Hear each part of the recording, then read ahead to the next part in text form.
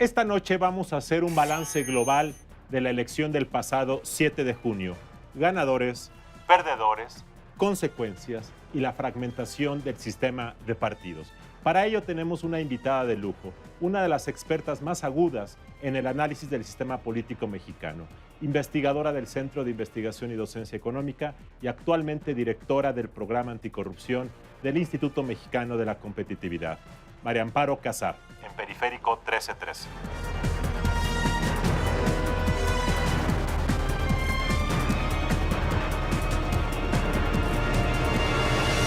María Amparo, gracias por acompañarnos esta noche.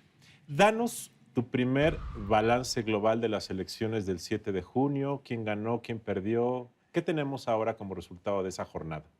Te diría dos cosas. La primera es que yo viví dos elecciones. Las elecciones locales, que es un fenómeno muy distinto a lo que ocurrió en las federales. En las federales lo que más me impresionó fue que no percibí yo un voto de castigo equivalente a lo que nos decían, no las encuestas, sino la percepción de la gente sobre el desempeño de la coalición gobernante del día de hoy, PRI Verde o PRI Verde y PANAL. Yo hubiese esperado, dado que la violencia no ha bajado, dado que la economía no ha crecido, dado que el empleo y el salario siguen en una cantidad deficiente, dada que la corrupción es muy alta, o sea, el voto retrospectivo y el voto prospectivo, te debería de decir, debieron haber castigado a la coalición gobernante, no ocurrió. A nivel de los estados creo que ocurrió otro fenómeno.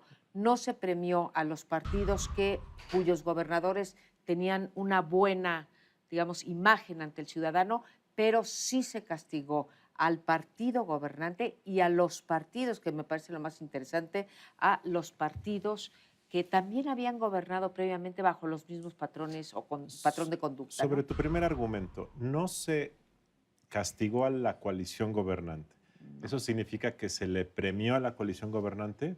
Mira, ya sé que tú eres muy agudo, por eso lo quise poner así, no se castigó lo suficiente. Porque hay quien ha En dicho, términos y relativos, yo sí. también lo que he pensado es que también se castigó a la oposición institucional representada por PAN-PRD, y como se le castigó a ellos y también quizás se le castigó parcialmente a la coalición gobernante, al final la coalición gobernante es menos castigada que los otros dos y en términos relativos queda mejor. Absolutamente, tienes toda la razón, Luis Carlos. Queda mejor porque todo en las votaciones es relativo. Lo que gana uno lo pierde el otro o lo pierde frente a los abstencionistas, los anulistas o los independientes. Pero vaya, cada voto que se pierde de un lado se va al otro. Claro. ¿no? Entonces, sí, relativamente es el que menos pierde y en ese sentido podríamos decir que pues ganó la coalición gobernante. En términos, se rompió la maldición de los partidos en el gobierno de las elecciones intermedias, pasar a segunda fuerza o perder muy fuerte, digamos, una pérdida muy fuerte. Un de desplome, diputados, ¿no? Porque es la primera vez en 20 años que no se 97. desploma. Incluso el PRI perdió algunas curules, pero no el número que se perdían en otras ocasiones, que eran 50 o 60. Así es, y ganó distritos. O sea, Sí. está mejor posicionado hoy el PRI en términos de los distritos que ganó. Ganó más distritos de mayoría, que en principio es más difícil que antes. Por eso me inclino, qué bueno que me haces la corrección, Luis Carlos. Okay. Ahora, a el PAN decir esto. se esperaba que iba a crecer un poco más, Un poco más. que se iba a reponer de alguna forma de el 2012 y no fue así. No fue así y ni siquiera mejoró en términos relativos con las otras intermedias. También pierde respecto a su promedio histórico de las intermedias y a las últimas intermedias, que fueron las del 2009, a pesar de que gracias al sistema electoral, y además estoy con dos expertos, no tengo que decirlo, a pesar de que pierde mucha votación, mucho porcentaje de votación, no pierde tampoco tantos asientos en el Congreso porque también tuvo un buen desempeño en los distritos. ¿no? ¿Tú crees que gana la democracia mexicana con esta elección?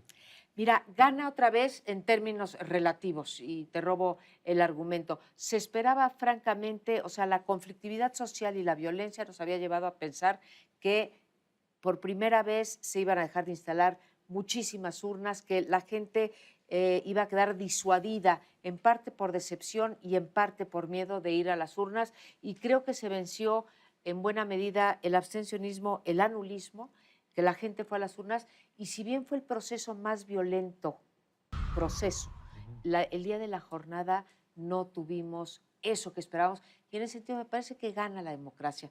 El INE, si pasó la prueba electoral, no lo sé. La prueba la pasa en el sentido de que tuvimos unas elecciones, pero la cantidad de litigios que hubo Que y habrá. que va a haber, creo que Claro. van a ser no solamente las más violentas, las más caras, las más litigiosas, si me permiten el término, ¿no? Aunque eso tiene que ver con la nueva reforma electoral más que con el desempeño del INE. Sí, y tiene que ver con la nueva reforma electoral y con las viejas prácticas de los partidos y de los candidatos. Es una vergüenza, ¿sí? Cómo hacen una ley, ellos mismos la violan, ¿no? Uno de los cambios más importantes tras la elección es la fragmentación del sistema de partidos. Mientras en 2009 los tres principales, PRI, PAN y PRD, capturaron de forma conjunta el 77.14% de la votación nacional y en 2012 el 76.16%, en 2015 solamente consiguieron el 61.08% de los votos. Además, se rompió la tradición de los últimos sexenios, cuando el partido del presidente perdía un porcentaje importante de la votación y asientos en la Cámara de Diputados en la elección intermedia. Claro, esto sin sus aliados. En el peor escenario, el PRI perderá 1% de la votación y 16 diputados. María Amparo, a nivel federal también hubo una mayor fragmentación, o sea, ya hay 2 partidos grandes, varios intermedios y muchos pequeños. Si los 3 partidos grandes tradicionales pierden votos en su conjunto, que se van a los pequeños. ¿Esto qué significa? ¿Qué puede representar? Algunos dicen, mira, como en España, pero no sé si es exactamente lo mismo o algo parecido que en España. Yo creo que hemos abusado de compararnos con el caso español, tanto en lo que toca a los independientes como al hartazgo con el sistema de partidos, porque además México no ha sido un bipartidismo, aunque a nivel local sí se dé este fenómeno del bipartidismo. Me preocupa esta fragmentación que señalas, José Antonio, porque si bien tiene una parte buena en el sentido de que se están expresando por la vía institucional, por la vía del voto, las preferencias electorales y el descontento o el castigo a los partidos grandes, me parece que un fraccionamiento tan acusado como el que resultó de estas elecciones dificulta la gobernabilidad. Nunca he sido, lo sabes, José Antonio, Luis Carlos, nunca he sido partidario de los argumentos mayoritaristas, que los presidencialismos nada más funcionan con un Congreso con la mayoría del partido del presidente, pero me parece que esta fragmentación dentro de un espectro ideológico como es el de la izquierda y aparte en todo el sistema de partidos acaba por no ser representativo. Me preocupa, junto con el fenómeno de la fragmentación del sistema partidario, el de la regionalización de estos partidos. Sí, ahora tenemos 9 partidos con representación en el Congreso, pero si ustedes se fijan, un partido como el Partido Encuentro Social, pues explica sus votos prácticamente por 3 estados, ¿no? Hidalgo, Edomex, DF y un cachito Baja California, ¿no? Y Movimiento Ciudadano, Movimiento, 2 puntos de sus 6 puntos son de la zona metropolitana de Guadalajara, por ejemplo. Sí, y el Verde, 1 de cada 4 votos proviene de Chiapas. ¿Qué crees que vaya a pasar respecto a esta fragmentación de aquí a 2018? Yo veo, María Amparo, que esta insurrección ciudadana o esta emoción ciudadana de derrotar a los partidos vía candidaturas ciudadanas puede tener un periodo de auge, no sé si por muchos años, pero mientras dura puede fragmentar más el voto. ¿Qué ves? Veo peligros en la gobernabilidad del Congreso particularmente, y que estos partidos, como sabemos que ha sido el caso, por ejemplo, de Brasil, que es uno de los sistemas más fragmentados o el más fragmentado de América Latina, en donde hay 27 partidos en el Congreso, claro que cada uno tiene 1 o 2 elementos, ¿no? Pero que estos partidos pues se presten, lo voy a decir coloquialmente, al maiceo.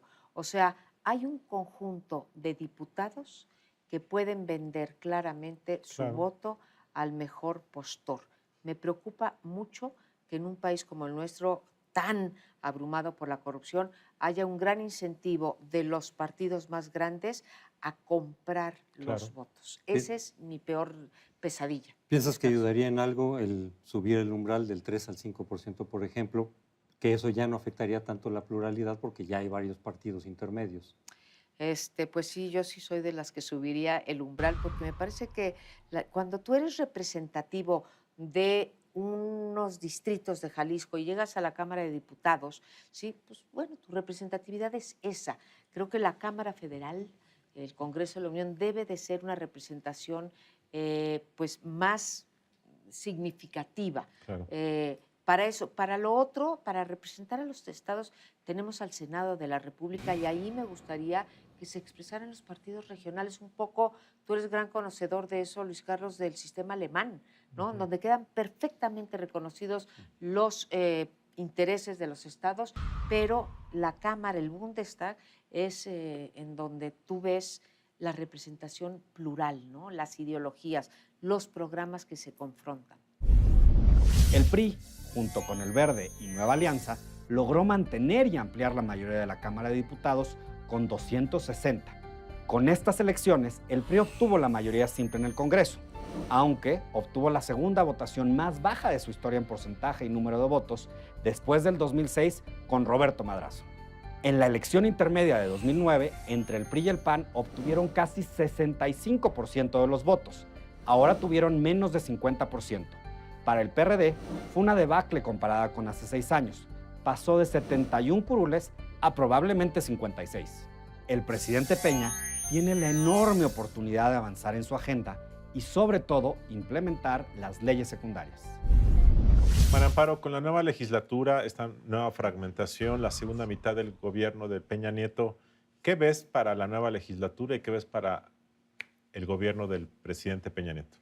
Mira, la legislatura yo creo que naturalmente tiene una agenda pendiente que viene de la anterior, bueno, de la que todavía no cierra, en donde pues están todas las leyes secundarias que no se han elaborado de las reformas constitucionales. Esa me parece la natural. Estará la pugna por el presupuesto, no sé si vayamos a hacer un presupuesto base cero, si eso sea viable. Tienen los votos, desde luego, la coalición gobernante, pero a veces me pregunto, yo no sé si ustedes coincidirían conmigo, ¿para qué queremos mayorías en México si cuando las tienes no nos gusta ejercerlas?